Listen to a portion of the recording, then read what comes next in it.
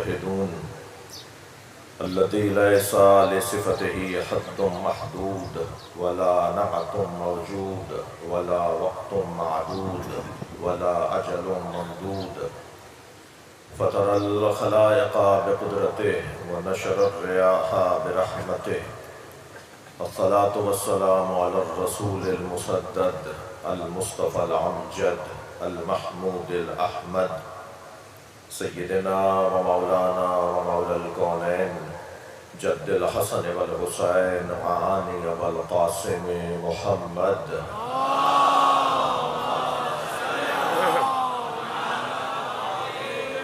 وآله الطيبين الطاهرين المعصومين الذين قال الله إنما يريد الله ليذهب عنكم رجس أهل البيت ويطهركم تطهيرا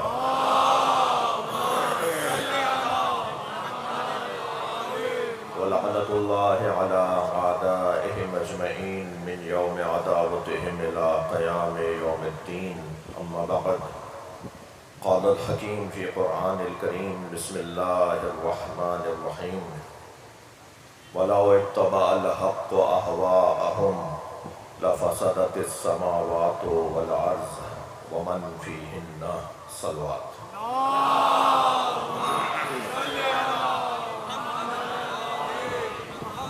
اس سے بلند صلوات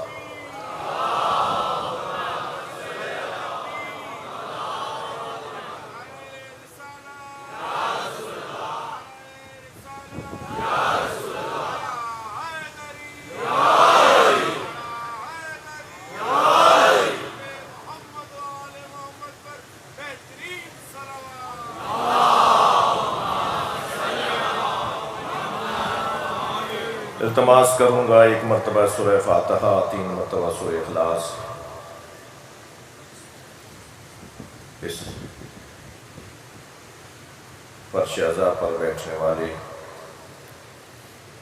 جو آج اس مجلس میں اور ظاہری اعتبار سے جن کے بدن سپرد خاک کر دیے گئے، جنہوں نے اس منبر پر ذکر اہل بیت نظم میں اور نثر میں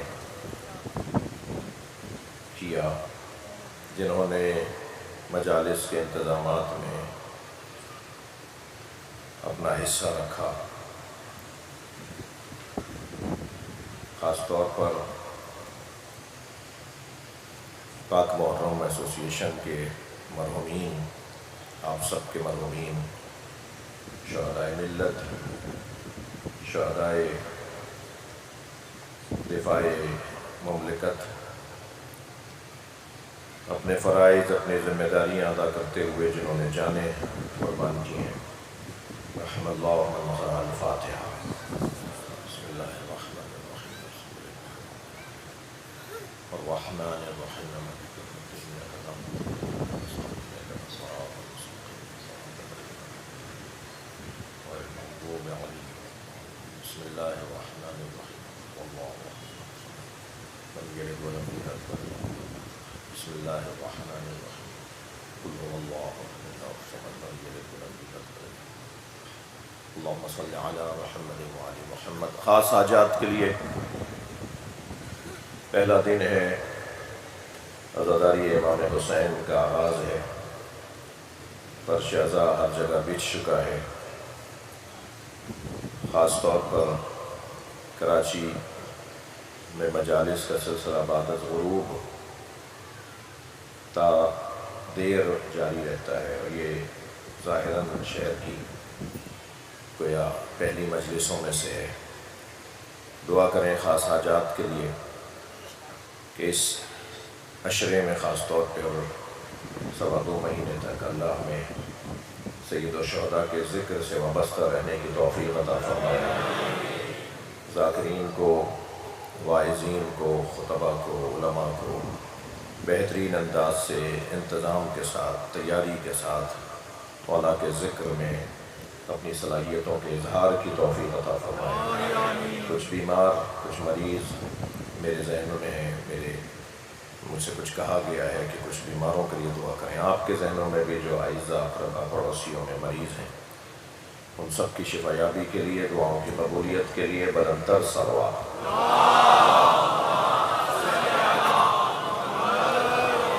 ایک اور بلند صلوات ہدیہ کریں۔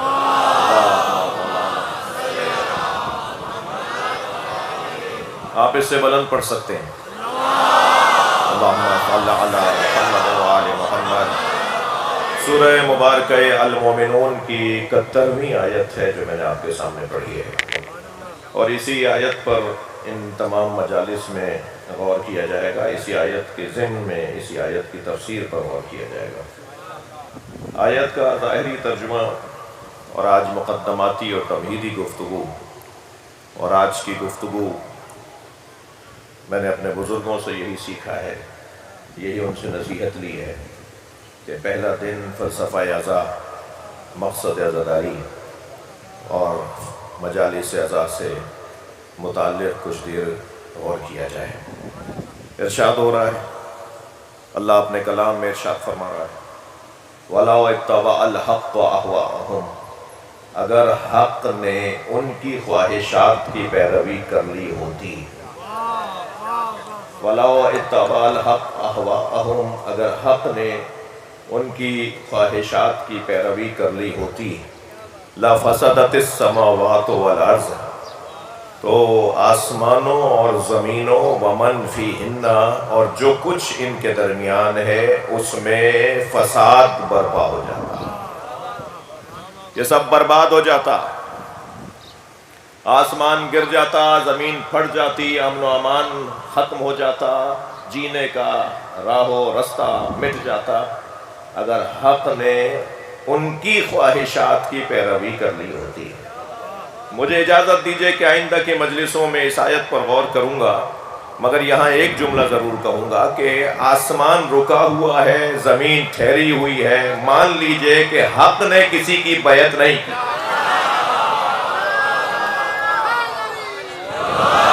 بلند صلوات ہدیہ کریں نبی کے نام۔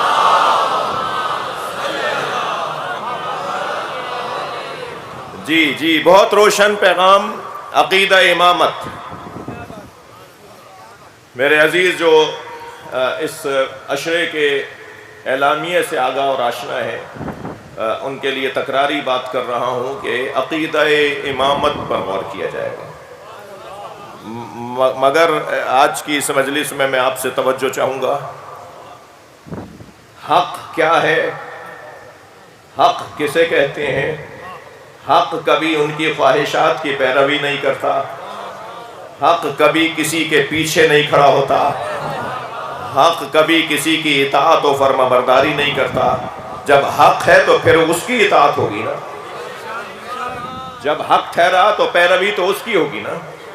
تو حق کا کام کسی کے پیچھے چلنا نہیں ہے، بلکہ سب کا کام ہے حق کے پیچھے چلنا، اور وہ جو حق ہے جس کے پیچھے ساری مخلوق کو، یہاں اللہ نے لَفَسَدَتِ السَّمَاوَاتُ وَالْأَرْضُ، آسمان اور زمین برباد ہو جاتا، وَمَنْ فِيهِنَّ، اور جو کچھ زمینوں اور آسمانوں کے درمیان ہے وہ سب برباد ہو جاتا۔ صرف انسان نہیں ہے جو حق کی پیروی کریں گے، اللہ نے ساری کائنات کو جس کے پیچھے رکھا ہے اسے حق کہا جاتا ہے۔ ساری کائنات جس کی پیروی کرے، ساری کائنات جس کی اطاعت کرے، وہ حق ہے۔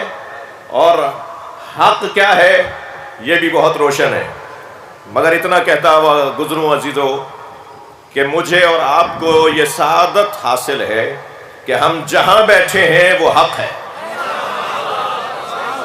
بلند صلوات ہدیہ کریں نبی کی ذات۔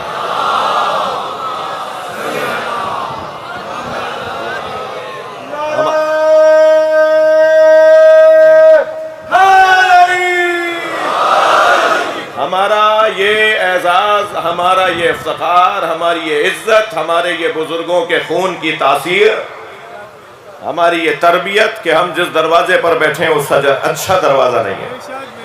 مجھے نہیں پتا کہ دنیا کہاں بیٹھی ہے، مگر مجھے پتا ہے جہاں ہم بیٹھے ہیں وہاں سے جنت کا رستہ بنتا ہے، ترقی کی راہیں کھلتی ہیں، اطمینان قلب نصیب ہوتا ہے، سکون دل نصیب ہوتا ہے، اضطراب ختم ہوتا ہے، سب سے بڑی دولت جو انسان کو چاہیے وہ کرنسی نہیں ہے، وہ زمینیں نہیں ہیں، وہ گاڑیاں نہیں ہیں، وہ مہنگے کپڑے نہیں ہیں۔ بہت سے لوگوں کے پاس یہ چیزیں ہوتی ہیں مگر انہیں چین کی نیند نہیں آتی۔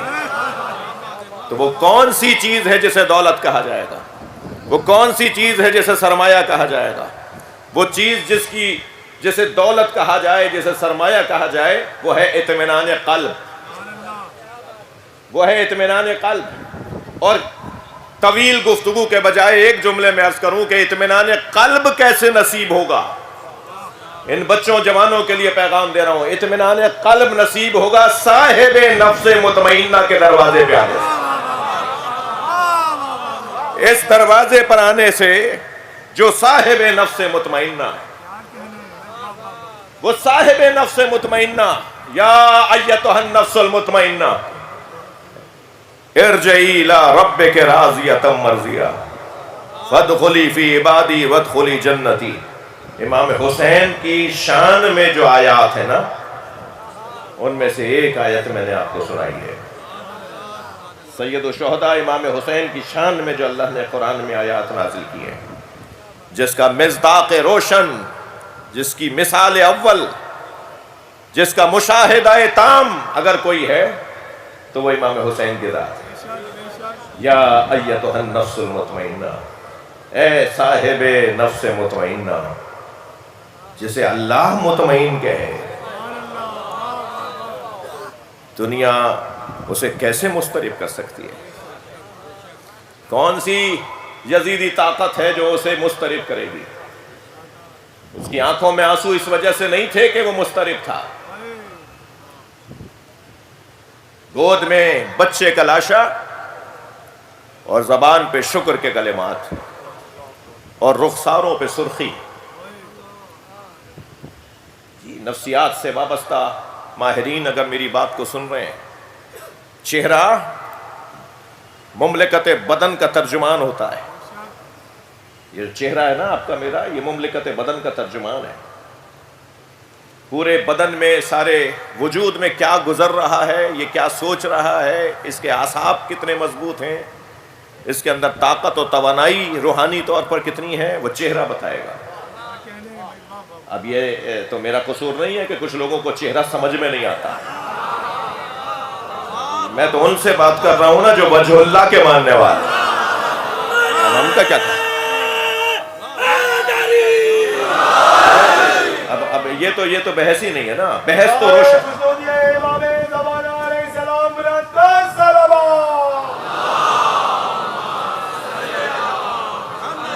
بھائی بلندر صلوات کہی تھی انہوں نے، بلندر صلوات پڑھی۔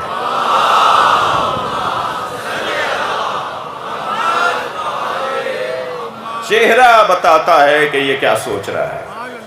تمام مورخین نے لکھا ہے، مقتل نگاروں نے لکھا ہے، حتیٰ یزیدی سپاہ کے سپاہیوں نے حضرت مختار کے دربار میں گواہی دی کہ حسین کے چہرے پہ سرخی تھی۔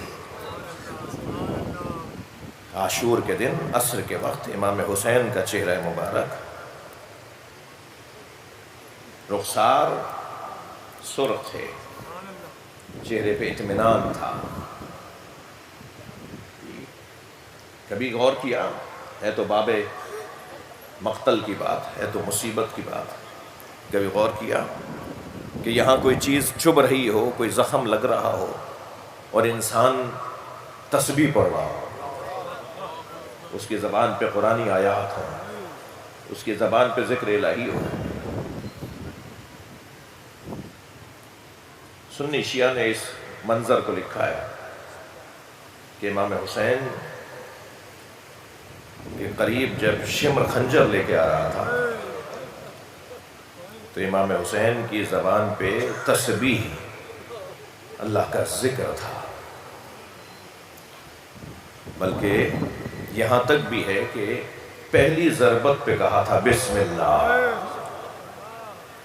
دوسری ضربت پہ کہا تھا وباللہ وفی سبیل اللہ وعلی ملت رسول اللہ توب علیک انک انت التواب الرحیم انا للہ و انا الیہ راجعون۔ اطمینان قلب حسین ابن علی۔ عزیزان گرامی،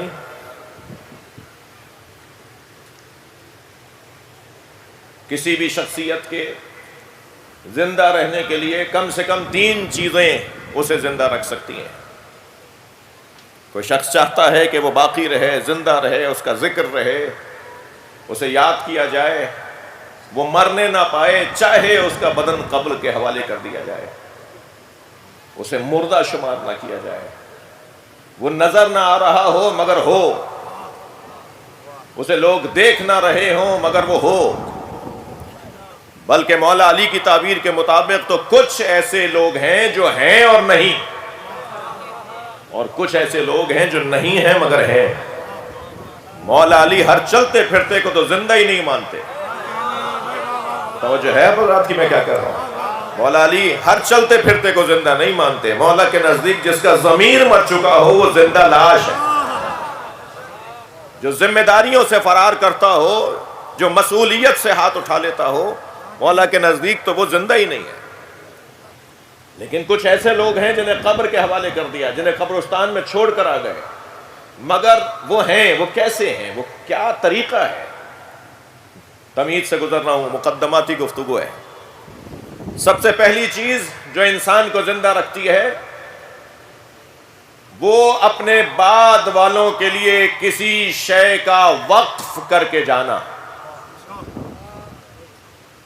کسی ایسی شے کا وقف کر کے جانا جو بعد والوں کے لیے کام آئے۔ موقوفات، ادارے بنا کے جانا، مؤسسات بنا کے جانا، مسجد بنا دینا، امام بارگاہ مدرسہ بنا دینا، اسکول کالج یونیورسٹی بنا دینا۔ وقف، کسی چیز کو وقف کر دیں خیریہ کے لیے، خیرات کے لیے، لوگوں کے کام آنے کے لیے، لوگوں کے لیے، دوسروں کے لیے۔ من کان خیر الناس یا رسول اللہ، اللہ کے رسول بتائیے سب سے اچھا انسان کون ہے؟ فرمایا من کان خیرا للناس، جو لوگوں کے لیے اچھا ہے وہی لوگوں میں اچھا ہے۔ توجہ کر رہے ہیں آپ؟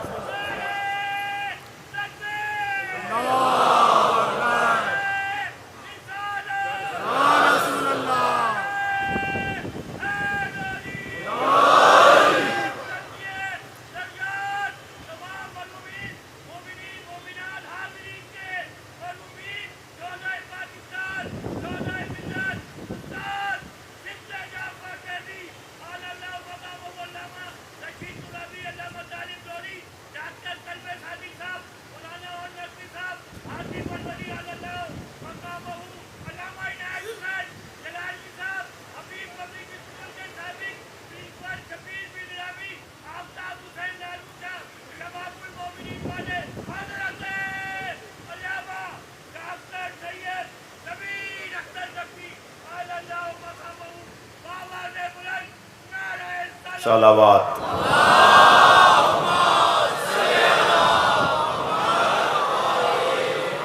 وقف کر کے جانا کسی شے کو۔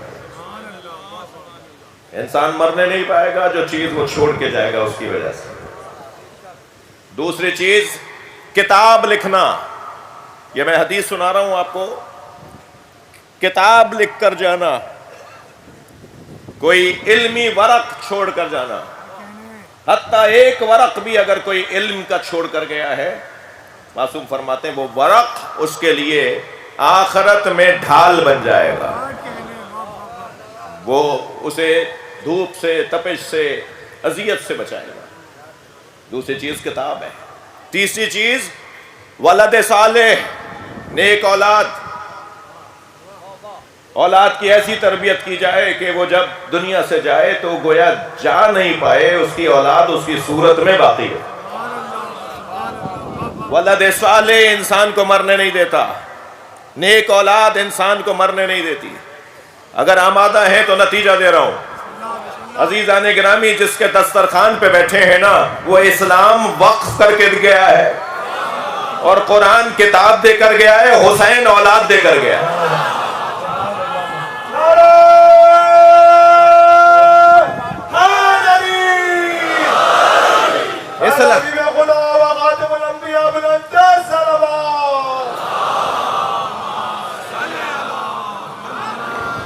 اسلام وقف میں، اسلام وقف کر کے گیا ہے. کتاب بھی ایسی دے کر گیا ہے کہ جس پہ لاکھوں کتابیں اب تک لکھی جا چکی ہیں اور کوئی مفسر یہ دعویٰ نہیں کر رہا کہ میں نے قرآن سمجھ لیا ہے. نہ جانے کب تک اس کی تفسیریں ہوتی رہیں گی اور ہر لکھنے والا صحیح ہوگا، ہر لکھنے والا دلیل سے بات کر رہا ہوگا، ہر لکھنے والے کے پاس کوئی نہ کوئی دلیل ہوگی جس کو وہ اس آیت کی سمجھ کے طور پر پیش کر رہا ہوگا. اور ولد بھی ایسا دے کر جائے جسے حسین کہا جائے، جسے حسین کہتے ہیں، ایسی اولاد. سرکار دو جہاں فرما رہے ہیں انا دعوتو ابی ابراہیم، میں مصطفیٰ، میں تمہارا نبی اپنے بابا ابراہیم کی دعا ہوں. سرکار دو جہاں اپنے بارے میں فرما رہے ہیں میں اپنے بابا ابراہیم کی دعا ہوں. انسان ذرا اس دروازے پر تو آ کے دیکھے کہ حضرت ابراہیم کی دعا کیا ہے. حضرت ابراہیم علیہ السلام نے جو دعا مانگی ہے ان میں سے ایک دعا، جو دعائیں مانگی ہیں ان میں سے ایک دعا ربنا وجعلنا لسان صدق فی الاخرین، یا اللہ آخری زمانے میں مجھے سچی زبان عطا فرما. یہ حضرت ابراہیم نے دعا مانگی تھی. کیا دعا قبول ہوئی یا نہیں؟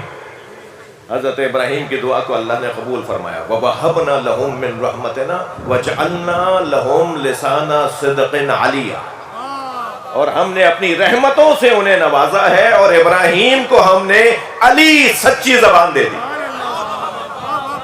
کسی اور موقع پر بات ہو کہ ہمارے پاس احادیث موجود ہیں، یہ لسان صدق علیہ سے مراد مولا علی ہیں. یہ قرآن مجید میں، یہ قرآن مجید میں مولا علی کا نام ہے. اگرچہ بزرگ علماء کرام اسے تنزیلاً نہیں تاویلاً مانتے ہیں، اسے کسی اور موقع پہ، مگر تاویلاً مانتے ہیں کہ یہ لسانہ صدق علیہ سے مراد مولا علی ہے. آخری زمانے میں دعا قبول ہو رہی ہے نبی مکرم کی، حضرت ابراہیم کی دعا قبول ہو رہی ہے. عزیزو، کوئی شخص زندہ نہیں رہ سکتا جب تک کہ کم سے کم دو چیزیں اس کو زندہ رکھنے کو نہ ہو. کتنے لوگ آئے، کیسے کیسے واقعات گزرے.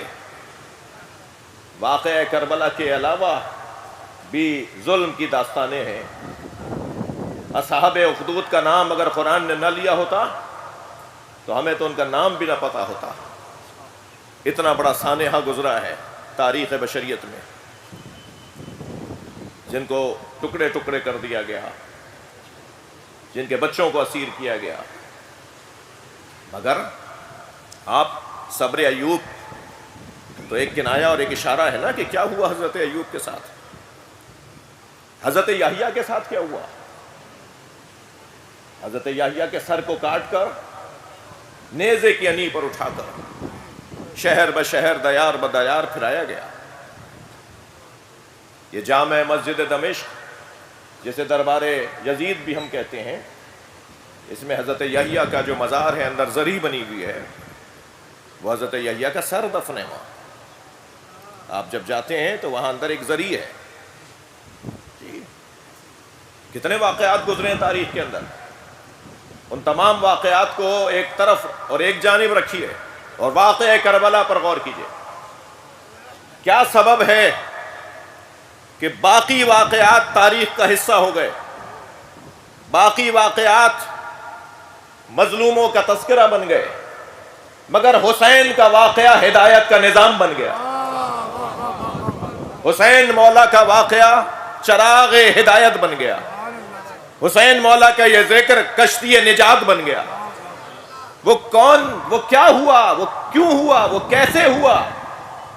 واقعات تو بہت تھے مگر یہ واقعہ کیوں ایسے زندہ رہ گیا. اس میں اور اگر بہت ہی چھوٹے پیمانے پر اور انتہائی محدود پیمانے پر کچھ شخصیات کے تذکرے کو لیں تو اس کے پیچھے دو سبب، کم سے کم دو سبب ہیں، کم سے کم دو سبب ہیں۔ سب سے پہلا سبب ارادہ پروردگار، اللہ جسے زندہ رکھے، اللہ جسے باقی رکھے، اللہ جس کے ذکر کو باقی رکھنا چاہتا ہو، دنیا اس پر خرچہ بھی کر لے تو وہ ذکر مٹ نہیں سکتا۔ ارادہ پروردگار، اللہ چاہتا یہ ہے کہ کسی طرح یہ واقعہ زندہ رہے، اللہ کا ارادہ ہے۔ نبی مکرم دعا کر رہے ہیں اپنے لیے، اور جب امام حسین کی آمد ہوئی دنیا میں تو امام حسین کو گود میں لے کر اس دعا کو تکرار کیا ہے، جسے قرآن نے اپنے الفاظ میں جگہ دی ہے۔ قرآن کے متن میں اللہ نے نبی کی اس دعا کو شامل کیا ہے، ربنا فاجعل افئدۃ من الناس تہوی الیہم۔ یہ حضرت ابراہیم کی دعا نبی کے لیے، اولاد ابراہیم کے لیے، نبی مکرم کی دعا امام حسین کے لیے۔ اب دعا دیکھیے کیا ہے، دعا یہ ہے کہ یا اللہ انسانوں کے دلوں کو اس کی طرف موڑ دے۔ یہ جو لوگوں کے دل امام حسین کی طرف مڑنے کا عنوان ہے، اس کے پیچھے ارادہ پروردگار ہے۔ یوں ہی آپ گھروں سے نکل کر جوتیاں اتار کر عاجزی کے ساتھ اور خاکساری اور تواضع کے ساتھ فرش عزا پہ نہیں بیٹھتے۔ آپ میں سے بہت سے لوگ ہیں جو اس عنوان کو بدل دیں تو ایسے نہیں بیٹھیں گے، مگر اس عنوان پر ایسے بیٹھیں گے آپ۔ بلکہ بعض اوقات تو 9 اور 10 محرم کو تو کہا جاتا ہے کہ فرش بھی کیوں بٹھایا، فرش بھی کیوں بچھایا، ہمیں خاک پر بیٹھنے دو۔ یہ اپنی ذات کی نفی، یہ اپنے وجود کا انکار، یہ اپنی حیثیت سے ہاتھ اٹھانا، یہ کیسے ممکن ہے؟ جب تک کہ اللہ نہیں چاہے، جب تک کہ نبی کی دعا قبول نہ ہو، یا اللہ لوگوں کے دلوں کو میرے حسین کی طرف موڑ دے۔ یہ جب امام حسین کو گود میں دیا گیا، بی بی ام ایمن نے لا کر گود میں دیا، سامنے جناب زہرا تشریف فرمائے، نبی مکرم نے حسین کو لے کر پہلے وہ جو لپٹا ہوا کپڑا تھا اسے کھولنا شروع کیا اور ہاتھ دیکھنا شروع کیے، پیروں سے کپڑا ہٹایا، پیر دیکھنا شروع کیے، گردن دیکھی، اپنے ہاتھ پہ پشت کی طرف حسین کو لٹایا، امام حسین کی پشت کو دیکھا، اور پھر کبھی گلے کا بوسہ دیا، کبھی سینے کا بوسہ دیا، اور ہاتھ پیروں کو دیکھ دیکھ کے رونے لگے۔ تو دور سے جناب زہرا نے فرمایا، بابا میرے بچے میں کوئی نقص ہے؟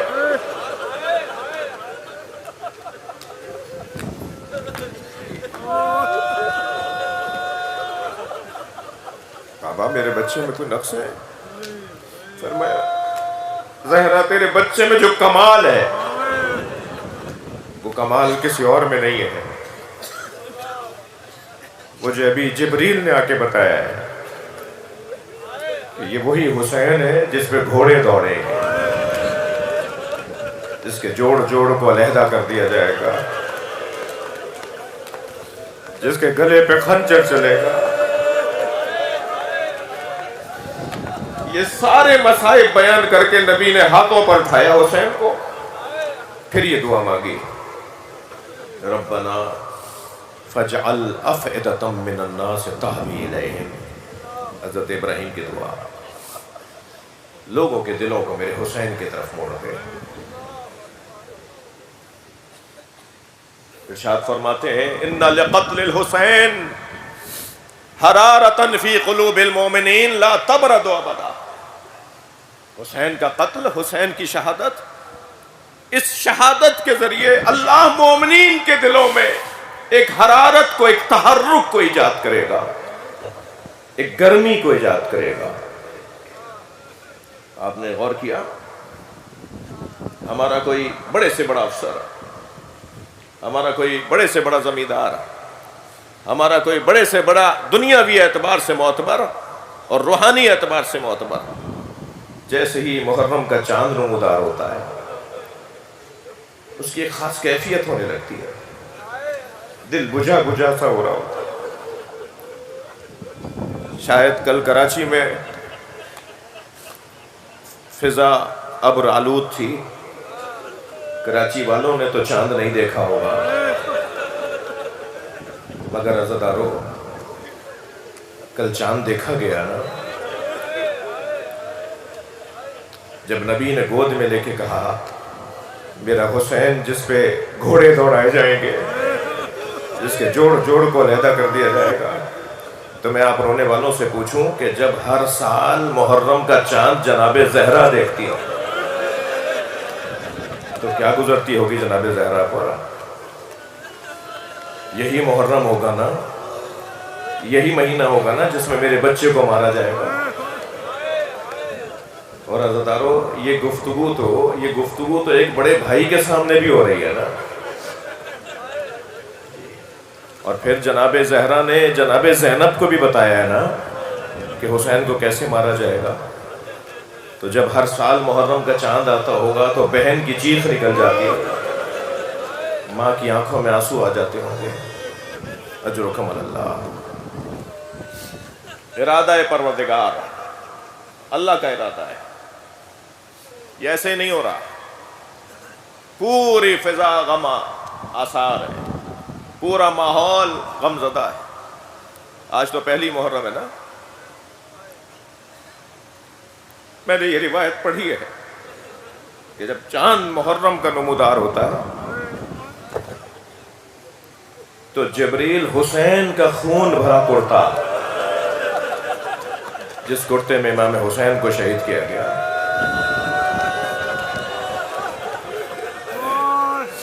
جبریل امین امام حسین کا خون بھرا کرتا فضائے زمین پر لے کر آ جاتے ہیں۔ جو زمین کی فضا ہے نا اس میں فرشتے امام حسین کا کرتا لے کر آ جاتے ہیں، اور پوری زمین پر ایک غم کا ماحول ہوتا ہے، اور یہ کرتا عاشور کے دن تک معلق رہتا ہے۔ یہ آسمان روتا ہے، آسمان روتا ہے، زمین اس وقت گریہ گناہ ہے، مگر ان ساری باتوں کو سمجھنے کے لیے ایک آنکھ چاہیے، وہ آنکھ چاہیے جو ان چیزوں کو دیکھ سکتی ہے۔ ہمیں تو یقین کرنا ہے نا کہ ہمارے مولا نے فرمایا ہے، اللہ کا ارادہ ہے میرے عزیزو، اللہ چاہتا ہے کہ امام حسین کا ذکر ایسے ہی رہے، ہر دور میں رہے۔ نبی مکرم نے یہ بشارتیں دی ہیں۔ دوسرا سبب جو کسی چیز کے زندہ رہنے کے لیے ضروری ہے وہ اس شخصیت یا اس کام کو عمل صالح قرار دینا ہے، یعنی وہ شخصیت اس کام کو خالصتاً للہ انجام دے رہا ہو۔ جب کسی کا کوئی کام خالصتاً اللہ ہو تو پھر وہ کام اللہ کے حوالے ہو جاتا ہے، پھر اس کام کی زندگی اللہ کے حوالے ہے، پھر اس کام کا باقی رہنا اللہ کا کام ہے۔ لہذا ارشاد ہوتا ہے من عمل صالحا من ذکر او انثى فلنحيينه حیاتا طیبہ، اگر کوئی خاتون یا کوئی مرد عمل صالح انجام دے وہو مومن، شرط یہ ہے کہ وہ مومن ہو۔ اگر کوئی شخص عمل صالح انجام دے وہو مومن، اور وہ مومن ہو، فلنحيينه حیاتا طیبہ، پھر اللہ اسے ایسی زندگی عطا کرتا ہے جو زندگی کبھی ختم نہیں ہوتی۔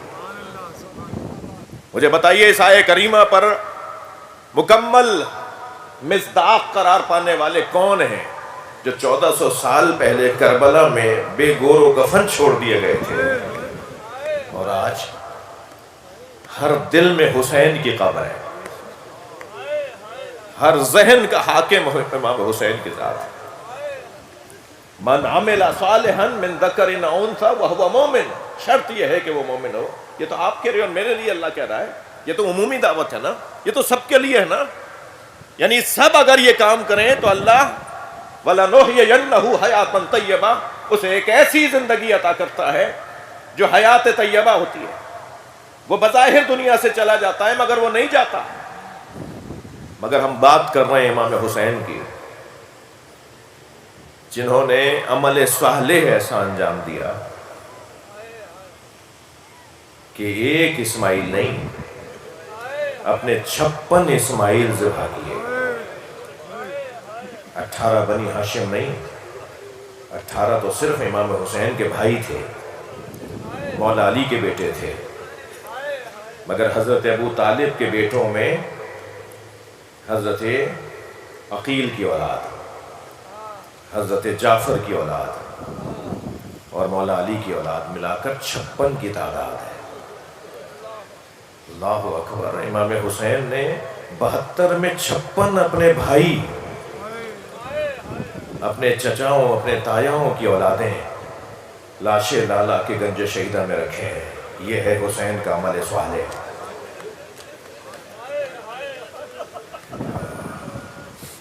پہلی محرم ہے، میرا بیان کچھ ایسا ہی رہے گا.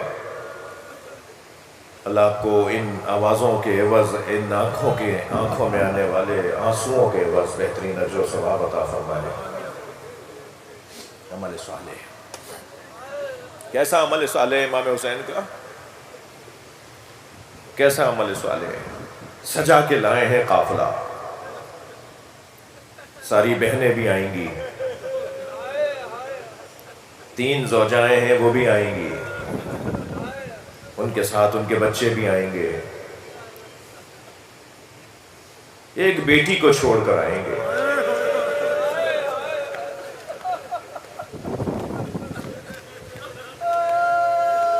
تین معمر خاندان کی بزرگ خواتین کو چھوڑ کر آئیں گے. سارے بھائیوں کو بھی لائیں گے، بھتیجے بھی آئیں گے، بھانجے بھی آئیں گے. اور ابھی 8 دن کا ایک بچہ ہے جسے بہن چھوڑ نہیں رہی ہے.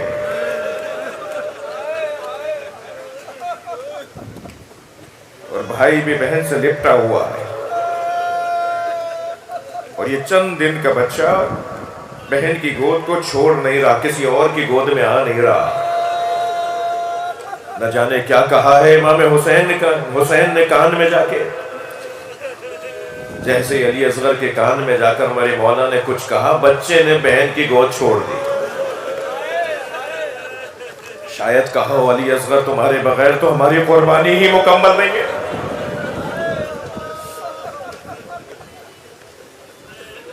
تقریباً 6 مہینے تک مکے میں رہے میرے مولا. 28 سے زیادہ وادیوں میں قیام کرتے ہوئے. اولاد والے بھی بیٹھے ہیں، نازنین بچوں کے ماں باپ بھی آئے ہوئے ہیں، نرم بدن والے بچوں کی ماں باپ بھی آئے ہوئے ہیں. سلام ہو امام زین العابدین پر. اللہ نے ہر ایک سے اس کے مزاج کے مطابق امتحان لیا ہے. حضرت یوسف پانی سے ہولتے تھے، بھائیوں نے کنویں میں پھینک دیا. حضرت ابراہیم کے ہاں بڑھاپے میں منت مرادوں سے اسماعیل دنیا میں آئے. اللہ نے فرمایا اسماعیل کے گلے پہ چھری چلا دو. جناب زہرا کے مزاج میں مانگنا نہیں تھا،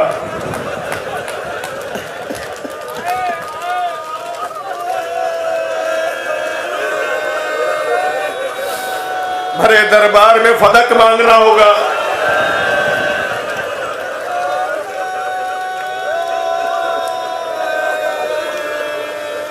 مولا علی کے ہاں غیرت مندی بہت تھی. بازار میں ایک یہودی عورت کو پٹتے دیکھا تھا، 3 دن علی نے کھانا نہیں کھایا. جب کبھی کھانا سامنے آتا تھا فرماتے تھے میں نے ایک خاتون کو پٹتے دیکھا ہے. علی کے ہاں غیرت مندی بہت تھی. جلتا دروازہ،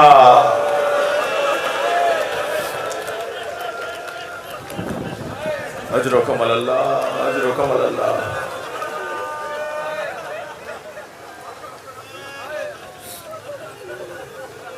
امام سجاد کا بدن نازنین بہت تھا، نرم بدن تھا امام سجاد کا، ہاتھ پیر بہت نرم تھے امام سجاد کے، اکثر سفروں سے لوٹتے ہوئے بخار ہو جاتا تھا۔ جب کسی طویل سفر سے لوٹتے تھے نا تو امام حسین فرماتے تھے میرے زین العابدین کو تب کی کیفیت ہوگی، میرے بچے کا بدن بہت نازنین ہے۔ جس کا بدن بہت نازنین تھا نا، وہ کوفہ و شام کی راہوں میں پیروں میں کانٹے چبھیں گے، پیروں میں بیڑیاں ہوں گی، ہاتھوں میں ہتھکڑیاں ہوں گی، گلے میں خاردار طوق ہوگا۔ اجرکم اللہ، اپنی آوازوں کو آزاد کیجئے گا، یہ مجلس ایسے ہی تمام ہوگی۔ جو جہاں بیٹھا ہے پرسہ بھی دیتا رہے گا، جس کے مذہب میں رونا جائز ہے وہ تکلف نہ کرے۔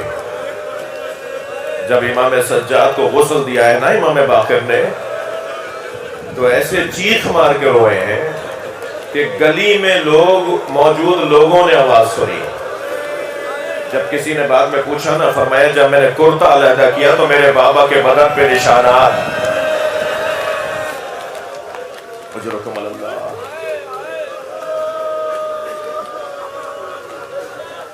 اجرکم اللہ۔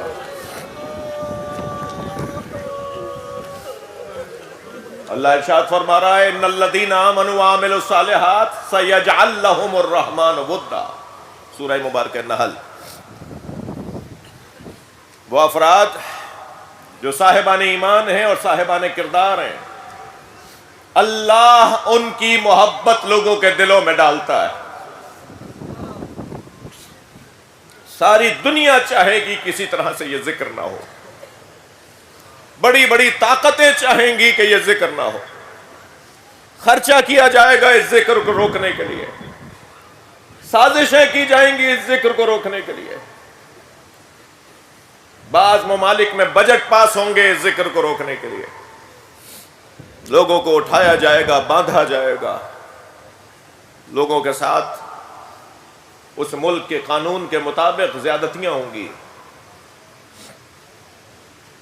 لیکن قرآن تو یہ کہہ رہا ہے ان الذین آمنوا وعملوا الصالحات، صاحبان ایمان اور صاحبان کردار، سیجعل لهم الرحمن ودا، رحمان کا پھر کام ہے، تمہارا کام ہے ایمان کو پکا کرنا، تمہارا کام ہے اپنے کردار کو مضبوط بنانا، پھر اللہ کا کام ہے کہ اس کی محبت، اس صاحب کردار اور صاحب ایمان کی محبت لوگوں کے دلوں میں ڈالے۔ مجھے بتائیے ایمان کسے کہتے ہیں؟ تیروں پہ تیر برس رہے مگر دل میں بال برابر بھی موت کا خوف نہیں ہے،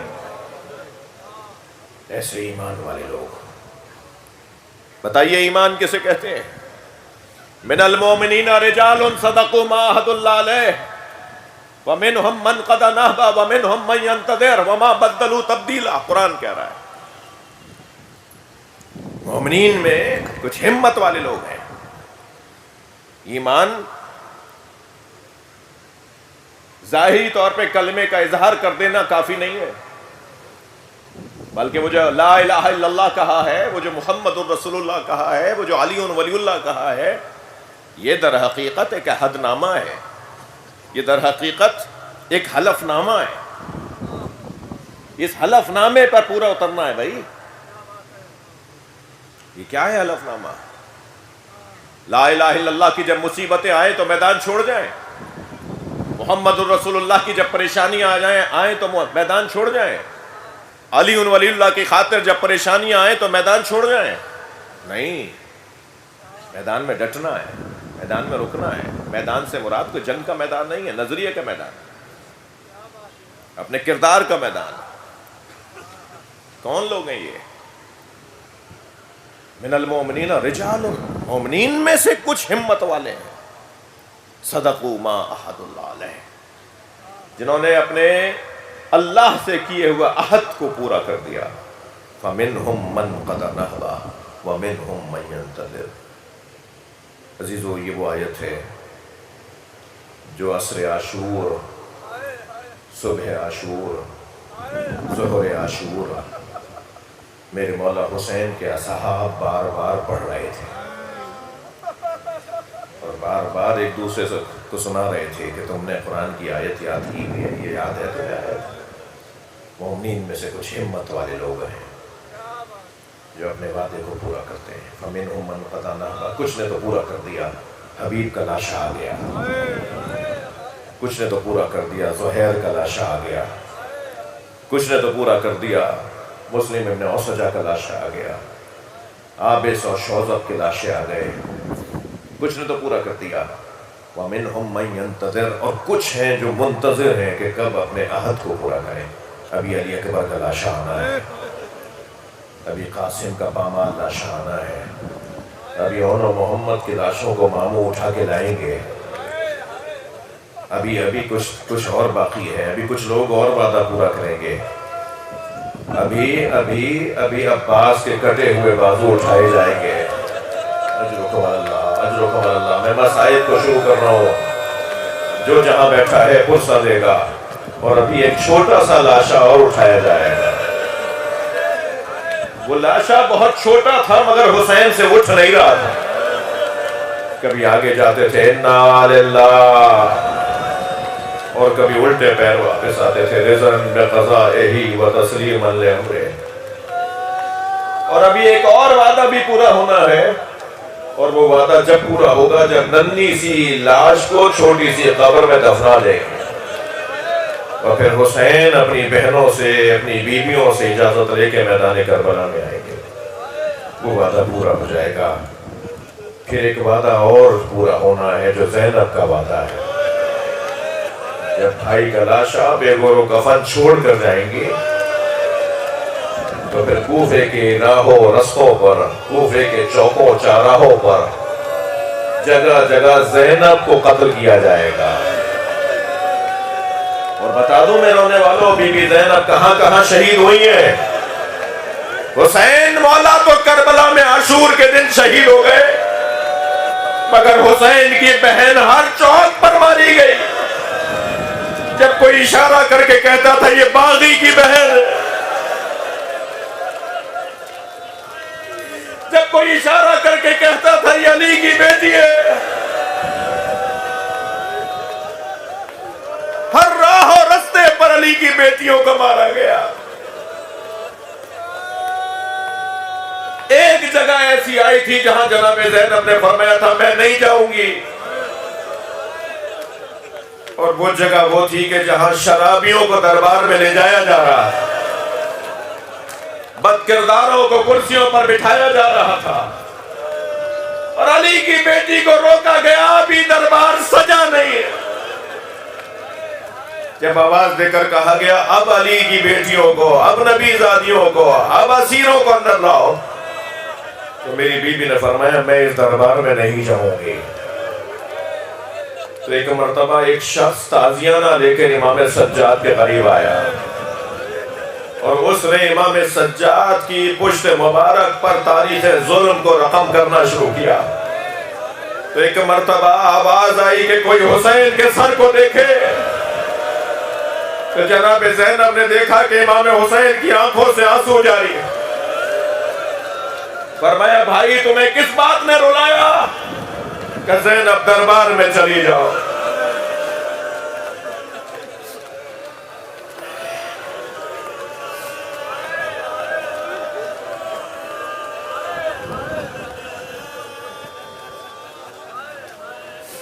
آج پہلی محرم ہے، قافلہ کربلا پہنچنے والا ہے۔ آواز آزاد کریں، آواز آزاد کریں۔ میرا کوئی دعویٰ نہیں ہے مجھے مجلس پڑھنا آتی ہے، مجھے مجلس نہیں پڑھنا آتی، سیدھی سیدھی باتیں کروں گا۔ پہلے آپ سے پہلے میں خود عزادار ہوں، کوئی خطابت نہیں ہے، کوئی فنی ٹیکنیکی باتیں نہیں ہیں، سیدھی سیدھی باتیں ہیں۔ حسین پہنچنے والے ہیں، کل 2 محرم کو امام حسین کا قافلہ کربلا میں داخل ہوگا۔ عزادارو چلو کربلا سے خار چنیں، کربلا سے کنکر بینے، کربلا سے پتھر اٹھائیں، کوئی خار سکینہ کے پیروں میں نہ چبھ جائے، کوئی کنکر امام سجاد کے پیروں میں نہ لگ جائے، کوئی پتھر امام محمد باقر کے پیروں میں نہ لگ جائے۔ اجرکم اللہ۔ چلیے اس سے پہلے کہ حسین مولا کا گھوڑا کربلا پہنچے، ہم اپنی سواری کو کربلا پہنچائیں۔ حسین مولا کو کربلا نے ڈھونڈا تھا یا کربلا نے حسین کو ڈھونڈا تھا؟ ہم تو کربلا ڈھونڈ کر آئے نا، امام حسین کو کربلا نے نہیں ڈھونڈا تھا، حسین نے کربلا کو ڈھونڈا تھا۔ بڑا فرق ہے کربلا کو ڈھونڈنا اور کربلا کا حسین کو ڈھونڈنے میں فرق ہے۔ امام کربلا کو ڈھونڈنے نکلے، وہ جگہ کہاں ہے جہاں میرے ٹکڑے ٹکڑے ہو گئے؟ وہ جگہ کہاں ہے جب میں گھوڑے سے گرایا جاؤں گا؟ وہ جگہ کہاں ہے؟ وہ کون سی زمین ہے جب میرے لیے قبر کے سینے میں بچی لگے گی؟ اجرکم اللہ، اجرکم اللہ۔ جنگ صفین سے جب امام علی مولا علی لوٹے تھے نا، تو حضرت نے کربلا سے گزرتے ہوئے آواز دی کہ سواریاں روک دو۔ جب امام مولا علی کربلا جب صفین سے لوٹے ہیں تو کربلا سے گزر ہوا ہے، تو مولا علی نے فرمایا کہ یہاں سواریاں روک دو۔ سواریاں رکیں، فرمایا خیمے لگا دو۔ تو ایک صحابی نے آ کر کہا مولا بہت زیادہ خوش آب و ہوا جگہ نہیں ہے، تھوڑا سا اور آگے بڑھیں گے تو کچھ اچھی آبادیاں بھی آئیں گی۔ حضرت نے فرمایا سواریاں روک دو، خیمے لگا دو۔ جب سواریاں روک دی، خیمے لگا دیے، تو ایک درخت کے نیچے جا کے لیٹے مولا علی، اپنے سر کے نیچے ایک پتھر لگایا، اپنے پیر سیدھے کیے، تو ایک صحابی دوڑتا ہوا آیا، مولا کے پیر دبانے کی کوشش کرنے لگا۔ حضرت نے پیر سمیٹ لیے اور فرمایا تم میری خدمت کرنا چاہتے ہو نا، تو اس درخت کو اچھی طرح دیکھ لو۔ اس نے کہا مولا میں نے دیکھ لیا۔ فرمایا یہاں کھڑے ہو کر میرا حسین پانی مانگے گا اور تم یزیدی لشکر میں ہوگے، اگر مجھ علی پر کوئی میری کوئی خدمت کرنا چاہتے ہو میرے بچے کو پانی دے دینا۔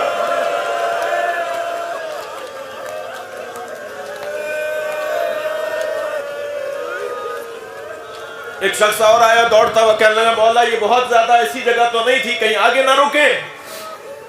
حضرت نے فرمایا ہا ہنا مشارع و عشاق، یا عاشقوں کے اترنے کی جگہ ہے، یہاں اللہ کے عاشقوں کے اترنے کی جگہ ہے۔ چلیں کربلا چلے، زلزلہ پہنچنے والا ہے، اپنے دل کو کربلا لے چلیے، اپنی آنکھوں کو کربلا لے چلیے۔ ایک ماں ہم سے پہلے پہنچی ہوئے، مجلس میں خواتین بھی ہیں، میں ان سے ہاتھ جوڑ کے کہوں گا مجمع میں کسی کو دھکا نہ لگ جائے۔ ایک بی بی اپنے ساتھ 4 سالہ پوتی کو لے کر آتی ہے، اور آپ عزاداروں سے ہاتھ جوڑ کے کہوں گا کسی کو تکلیف نہ ہو جائے۔ کیا معلوم آپ کے درمیان وہ مولا آئے بیٹھے ہوں جنہیں امام سجاد کہتے ہیں، اور وہ بیوی جب بیویوں میں آ کے بیٹھتی ہے، وہ بیوی جب عزاداروں میں آ کے بیٹھتی ہے، اور جیسے آپ رو رہے ہیں نا ایسے عزادار رو رہے ہوتے، تو وہ چھوٹی سی بچی کہتی ہے دادی یہ لوگ ایسے کیوں رو رہے ہیں؟ تو بیوی فرماتی ہے یہ تمہارے بابا حسین کو رو رہے ہیں۔ بس آخری جملہ کہہ رہا ہوں، عزاداروں آپ نے گریہ کر لیا، ہر آنکھ میں آنسو آ گئے۔ وہ بیوی کہتی ہیں تمہارے بابا حسین کو رو رہے ہیں۔ تو حسرت بھری نگاہوں سے ٹھنڈی سانس لے کے سکینہ کہتی ہوں گی کاش یہ کربلا ہوتے۔